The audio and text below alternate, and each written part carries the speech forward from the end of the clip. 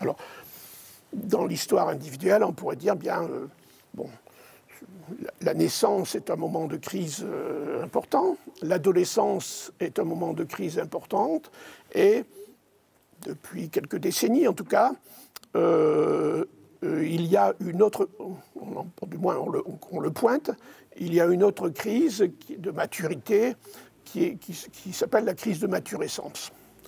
Et à l'échelle de l'humanité, nous sommes entrés dans cette crise de maturescence, mise en question d'une civilisation antérieure et émergence d'une nouvelle civilisation qui n'efface pas ce qui vient d'avant, mais qui le développe avec un autre niveau de conscience, une autre manière de voir les choses.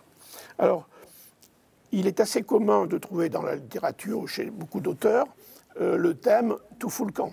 Bon, le fait qu'il y a un monde qui s'en va, c'est plus comme avant, ça ne marche plus, etc.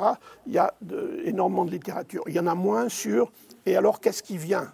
Qu'est-ce qui est en train d'émerger ? Qu'est-ce qui vient ?»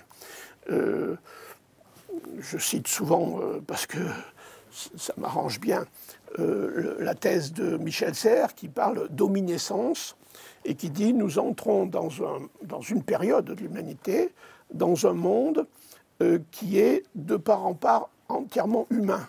Tout de ce monde est humain et de nature humaine. » Alors ça tombe bien parce que ça correspond exactement à mes thèses, qui est de dire effectivement nous rentrons dans un âge de l'humanité qu'on pourrait appeler l'âge de l'homme, l'âge où la compréhension et la conscience des phénomènes ou de ce à quoi on est confronté dans nos existences, à toutes les échelles encore une fois, est de nature humaine.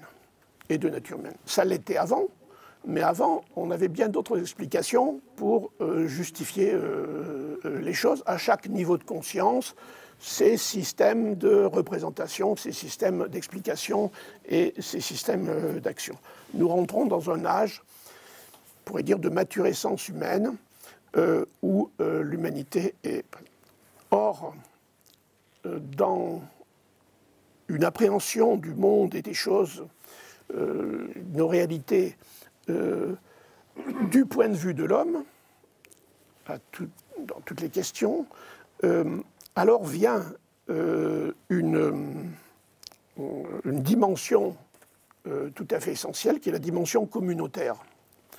C'est-à-dire que les hommes vivent en communauté, de toutes sortes, des petites, des grandes, c'est très complexe, et que les communautés humaines sont le lieu et la condition humaine, mais la condition d'existence, de compréhension, d'action de toutes les affaires humaines. Toutes les affaires humaines sont toujours des affaires communautaires. Les affaires individuelles sont communautaires. Ça ne veut pas dire que les individus sont simplement sous-produits des communautés, comme on peut le penser, le croire dans certains cas. Non.